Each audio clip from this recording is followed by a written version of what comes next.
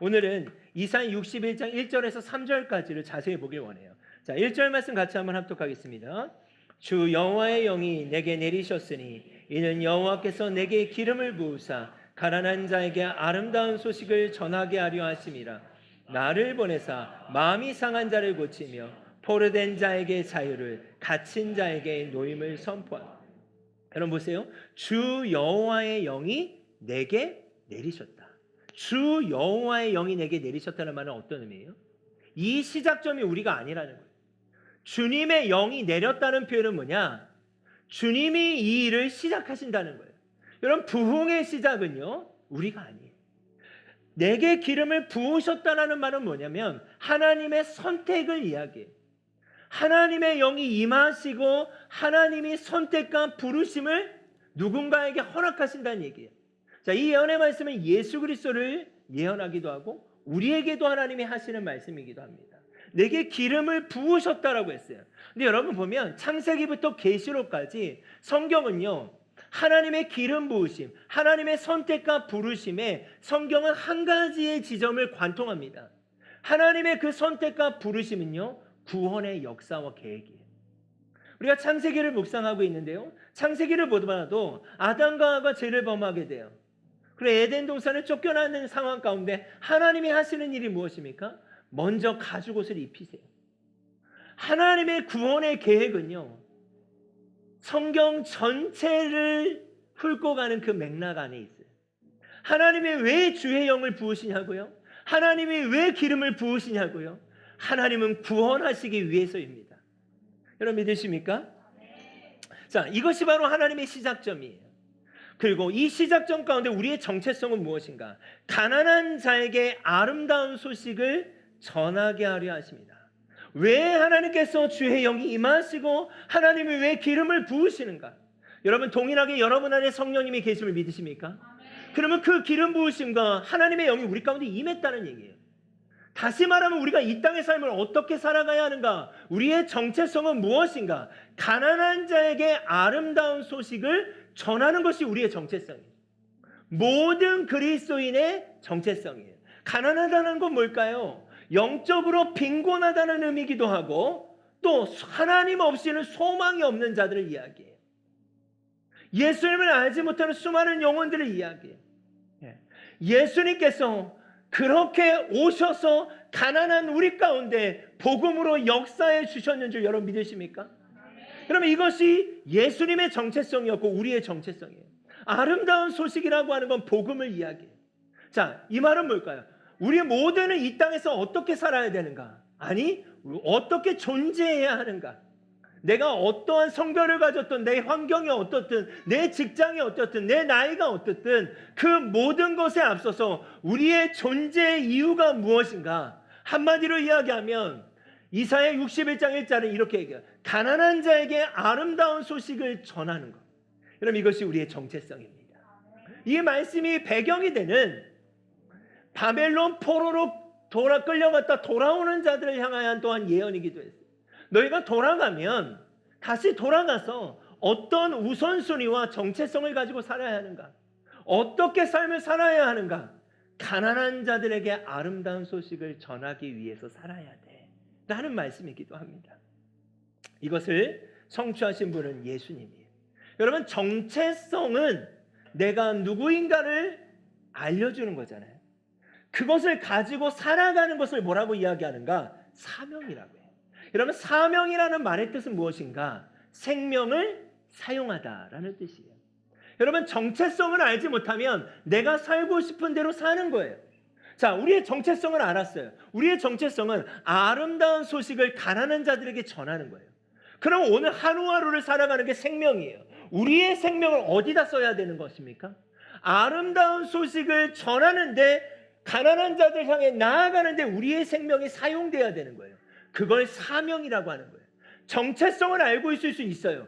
그런데 사명의 삶을 살고 있지 않을 수 있어요. 내가 누군지는 알 수 있어요. 그런데 여전히 사명의 삶을 살아가지 않을 수 있다는 거예요. 여기 말씀해 보면 가난한 자에게 아름다운 소식을 전하게 하려 함이라 나를 보내사 마음이 상한 자를 고치며 포로된 자에게 자유를, 갇힌 자에게 노임을 선포하며. 여러분, 예수님이 이 사명을 가지고 이 땅 가운데 오셨어요. 자, 요한복음 20장 21절에 이렇게 얘기해요. 아버지께서 나를 보내셨다. 여러분, 보내다라는 말의 뜻 잘 아시죠? 선교라는 뜻이에요. 선교라는 말의 뜻은 보내심을 받은 자. 선교사는 보내심을 받은 자예요. 우리 한 사람 한 사람은 선교적 사명이 있습니다. 사명이 있어요. 우리의 생명은 보내심을 받은 목적대로 살아야 하는 거예요. 예수님조차도 그렇게 보내심을 받았고 그 보내심의 목적대로 삶을 사셨다는 얘기예요. 그래서 우리가 어떻게 되었습니까? 마음이 상했던 우리가 고침을 받았고, 포로되었던 우리가 자유를 얻었으며, 갇혔던 우리가 노임을 받았어요. 왜요? 예수님이 이 땅 가운데 보내심을 받으셔서 예수님의 십자가와 예수님의 사랑으로 말미암아, 그분의 사명을 살아가심으로 말미암아, 보냄받은 자의 삶을 살아내심으로 말미암아 이 말씀이 우리에게 성취되었다는 거예요. 여러분 믿으십니까? 그 일이 여러분에게 일어나셨습니까? 그 아름다운 소식의 복음이 예수 그리스도를 통해서 우리에게 전해졌다는 거예요. 자, 그런데 요한복음 20장 21절에 또 어떤 표현이 있습니까? 아버지께서 나를 보내셨다. 성부 하나님께서 성자 예수님을 보내셨는데 이제 뭐라고 해요? 나도 너희를 어떻게 한다? 보낸다. 이것은 우리의 이제 사명이에요. 어떻게 살아야 되냐고요? 가난한 자들에게 아름다운 소식을 전해야 되는 게 우리의 정체성이에요. 이 정체성을 가지고 나를 보내사, 여러분이 지금 보내심을 받은 곳이 어디입니까? 여러분의 직장과 캠퍼스와 가정과 우리 공동체와 움직이는 교회를 어디다 보내셨어요? 김포와 검단 일대에 보내셨어요. 이곳에서 우리가 해야 되는 사명은 뭐예요? 우리의 생명을 사용해야 될 곳은 뭐예요? 마음이 상한 자를 고치는 것이고, 포로된 자를 우리처럼 자유케 해야 하며, 갇혀 있었던 우리가 노임을 얻은 것처럼 그들도 노임을 얻을 수 있게 해야 되는 것이 정체성과 사명의 관계성입니다. 여러분 여기까지 정리가 되십니까? 그런데요, 여기서 보면 한 단어가 제 안에 다가왔어요. 선포하며. 전에 보이지 않았던 단어예요. 정체성을 가지고 우리의 생명을 사용했어요. 근데 이것을 통해 어떤 일들이 일어나게 되었는가 보면 선포하며라는 단어가 중요한 단어예요. 자, 여러분 선포라는 말은요, 행동은 아니에요. 그렇죠? 말이란 말이에요. 근데 이 선포, 하나님의 선포는요, 상태를 변화시켜요. 이것은 하나님의 왕의 선언이기 때문이에요. 더 쉽게 얘기하면 재판을 하는데 판사가 당신은 무죄입니다 라고 선언하면 어떤 일이 일어날까요? 그 한 사람의 상태가 바뀌는 거예요. 여전히 죄수복을 입을 수는 있어요. 그러나 이제 이 사람은 유죄가 아니라 무죄가 된 거예요. 여러분 이해가 됐어요? 이것이 하나님의 선포예요. 근데 이 사실, 이제 하나님이 가난한 자에게 아름다운 소식이 전해질 거고, 오늘 말씀을 보면 마음이 상한 자가 고침을 받을 것이고, 포로된 자가 자유를 얻게 되고, 갇힌 자가 노임을 얻게 된다는 것을 선포하셨어요. 근데 이것이 사실이라는 것이 드러나게 하는 건 누구를 통해 하신 걸까요? 예수님을 통해 하셨어요. 그렇다면 이제 우리 주변에 가난한 자들이 이 사실을 알게 될 수 있는 건 뭘까요? 우리를 통해서라는 거예요. 선포라는 건 뭐예요? 상태가 바뀌는 것이고, 선포라는 건 뭐예요? 그 문을 여는 거예요. 이 일이 이제 현실에서 일어나게 될 거라는 거예요. 그 현실에서 누구를 통해 일어나야 되겠습니까? 저와 우리를 통해 일어나야 된다는 거예요. 이것이 바로 우리의 사명인 줄 믿습니다. 자, 2절로 넘어가면 여호와의 은혜와 우리 하나님의 보복의 날을 선포하며 모든 슬픈 자를 위로하되라는 표현이 있어요. 여호와의 은혜는 뭘까요? 쉽게 얘기하면 살아나는 일들이 일어날 거라는 거예요. 누구를 통해서? 나를 보내사, 보내심을 받은 자들을 통하여 선포되었던 그 상태가 실제로 일어나게 될 거라는 거예요. 예수님이 보내심을 받아서 그 선포되었던 내용들이 어떻게 해요? 지금 우리 가운데 실제가 되었듯이 이제는 은혜의 해가 선포된다는, 이 말이 저에게 감동적으로 다가왔어요. 예수님, 2026년이 정말 은혜의 해가 되기를 원합니다. 우리 한 사람 한 사람이 하나님이 선포하셨듯이 마음이 상한 자들이 고침을 받게 되게 하시고, 갇힌 자들이, 억눌린 자들이 자유케 되는 일들, 우리 공동체 안에 먼저 이들이 살아나기를 원합니다. 살아난 우리가 이제 아직 그 가난한 자, 여전히 가난한 속에 있는 자, 여전히 소망 없이 사는 자, 여전히 마음이 상한 자, 여전히 갇혀있는 자들을 향하여서 이제 너희의 상태는 그것이 아니야 라는 것들이 드러나는 일들을 나를 보내사, 우리를 보내사 그 일들을 이루어주십시오. 여러분, 그것이 은혜의 해인 줄 믿습니다. 보복의 날은 뭘까요? 하나님의 심판의 날이 있다는 거예요. 근데 여러분, 이 은혜의 해는 너무 감사해요. 근데 이사야 61장 1절과 2절의 말씀을 실천하며 산다라는 거, 나를 보내사, 하나님이 나를 보내사 그들 속에 들어가서 환대와 성육신 가운데 그들 안에 들어가서 그들과 함께 한다는 건 쉬운 일이 아니에요. 그러나 우리가 어떤 위로를 받게 되는가? 보복의 날이 있다는 거예요. 여러분, 하나님이 마지막 그날에 우리를 위로하실 거예요. 여러분 믿으십니까? 여러분, 제가 송구 영신 예배 때 웨스트민스터 소유리 문답을 제가 함께 나눴어요.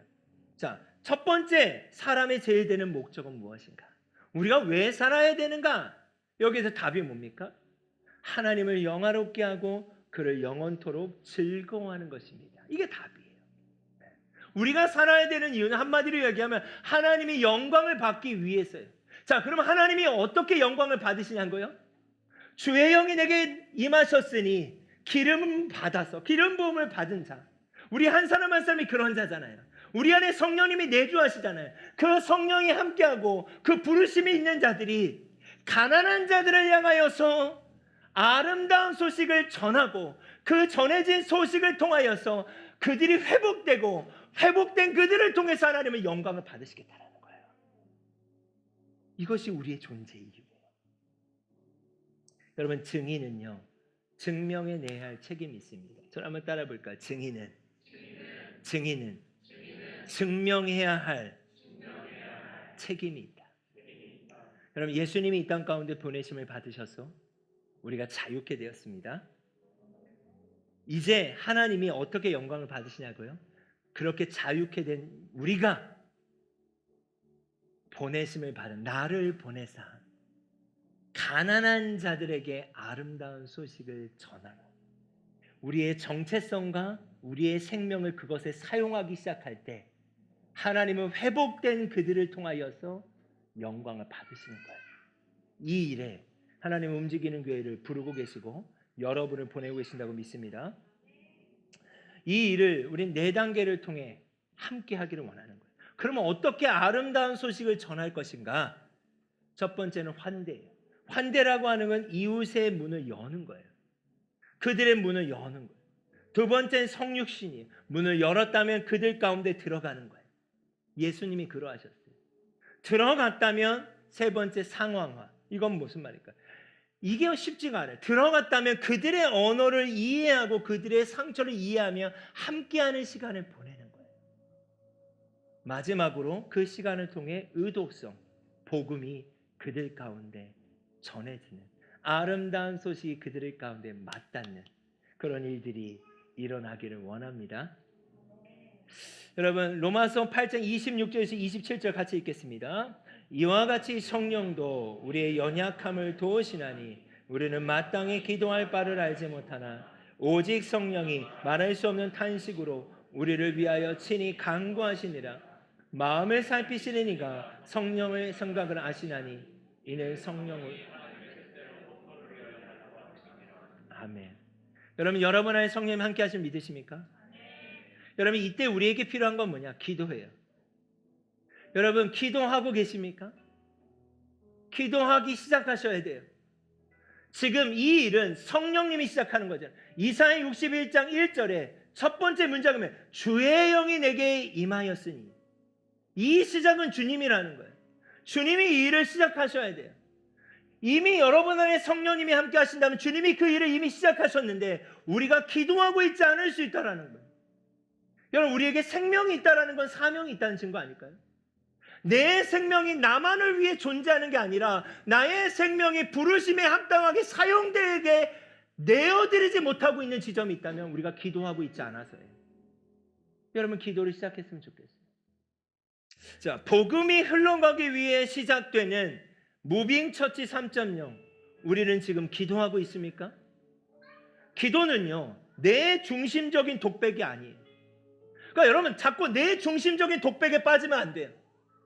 여러분, 제가 목회자로서 지금 어떤 부담이 있는가? 이 지점이 쉽지 않은 부담이 있어요. 그냥 신앙생활하면 편한데, 여러분, 성경에 편한 신앙생활이라는 건 없어요. 그렇다고 여러분 큰 헌신을 하는 얘기가 아니에요. 지금 여러분에게 말씀하신 성령님의 음성이 들리고 있냐는 거예요. 지금 우리가 호흡하고 있다면 각자에게 사명이 있는데 그 사명대로 살고 있냐는 거예요. 내 중심적인 독백이 아니라 기도는요, 하나님 중심의 뜻을 발견하게 하는 자리예요. 여러분이 특별히 이때 기도의 자리를 확보하여 주셨으면 좋겠어요. 개인의 기도의 시간이든 교회에 오든 기도를 통하여서 내 중심적인 독백이 아니라 하나님의 어떠한 마음을 가지고 계신지를 찾으셨으면 좋겠어요. 여러분, 증인은요, 말이 아니라 삶으로 증명해야 될 책임이 있습니다. 이것은요, 계산과 선택의 문제가 아니에요. 내가 이걸 할까? 할 수 있을까라는 계산과 선택의 문제가 아니라 정체성과 사명의 문제예요. 내가 누군가, 내 존재가 뭔가, 나는 어떻게 살아야 하는가에 대한 문제지 내가 계산하고 판단하고 선택할 문제가 아니라, 우리는 가난한 자에게 아름다운 소식을 전하기 위해 저를 포함해서 우리 모두는 보내심을 받은 자들인 줄 믿습니다. 이것이 우리가 오늘을 살아가야 할 이유인 줄 믿습니다. 이러한 삶을 우리는요, 신앙생활이라고 이야기합니다. 이 삶을 신앙생활이라고 합니다. 나의 존재를 위한 종교적인 열심과 내가 만들어 놓은 우상들을 내려놔야 돼요. 여러분, 조심스러운 얘기지만 해야 할 거예요. 이 말이 뭔가?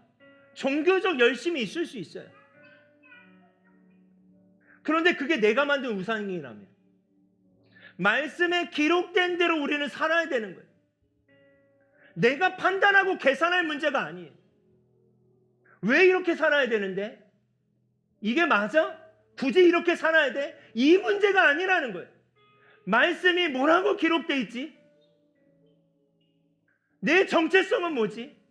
오늘 이사야서에서 이야기하잖아요. 가난한 자들에게 아름다운 소식을 전하는 게 우리의 정체성이 돼요. 그렇게 우리의 생명을 사용하는 걸 사명이라고 하는 거예요. 여러분, 이 일에 여러분의 생명이 사용되고 있으십니까? 여러분의 재정이 사용되고 있으십니까? 여러분의 시간이 사용되고 있습니까?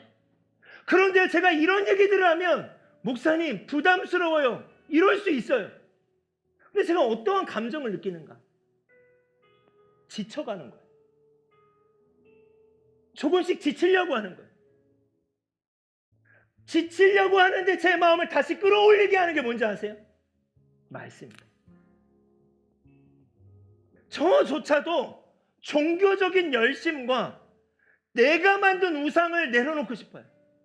그냥 이렇게 목회하면 돼. 이 정도면 하면 되지. 여러분, 그게 저를 두렵게 하고 있어요. 제가 하나님의 심판대 앞에 설 거예요. 귀한 영혼들을 보내셨는데 너는 어떻게 말씀을 전했니? 너는 어떻게 가르쳤니라고 할 때, 지금 이들이 이렇잖아요. 대부분 아이가 하나 아니면 둘인 미취학 아이들 부모 예배잖아요. 근데 제가 이렇게 얘기했어요. 그걸 핑계 삼으면 안 된다. 어렵다. 아이 둘, 셋, 깐난쟁이 아이들을 양육하는 거 어렵다. 그래도 정체성은 정체성이라는 거예요. 그래도 사명은 사명이라는 거예요. 지금 할 수 있는 걸 주님 앞에 해야 한다는 거예요. 성령님이 말씀하신 것을 해야 한다는 거예요.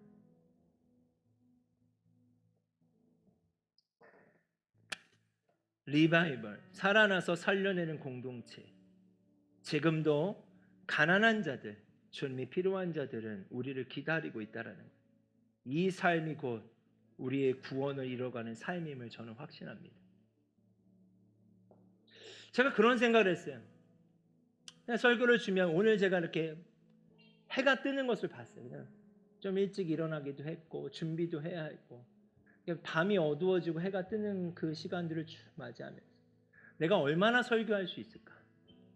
내가 이 공동체에서 하나님이 허락하신 만큼 설교하는 건데 얼마나 설교할 수 있을까? 나는 뭘 전해야 될까? 내가 움직이는 교회에 존재해야 되는 이유는 뭘까? 저는 이 일을 위해 움직이는 교회의 담임 목사로 섬기고 있음을 오늘 새벽에 고백했어요. 하나님, 제가 움직이는 교회 담임 목사로 설교하는 이유는 이 일 때문이에요. 이걸 전하기 위해서라고 전합니다. 왜요? 이 삶이 구원받은 자의 확신이라고 믿기 때문이에요. 아멘. 이 말은 뭘까요? 저는 이 지점에서 물러설 마음이 없어요. 왜요? 교회는 이것을 위해 존재하는 거예요. 교회가 존재하는 이유는 단순히 친목 공동체가 아니에요. 그 이상이에요. 아름다운 자들, 그 아름다운 소식을 전하기 위해 존재하는 거예요. 여러분, 우리 공동체를 하나님이 더욱 깨워주시기를 원합니다. 아멘. 여러분, 이때 우리가 기도해야 되는 줄 믿습니다. 같이 한번 찬양합시다. 아무도 예배하지 않는, 아무도 예배하지 않는 그곳에서 주를 예배하리라. 아무도 찬양하지 않는 그곳에서 나 주를 찬양하리라. 누구도 헌신하지 않는 그곳에서 주께 헌신하리라.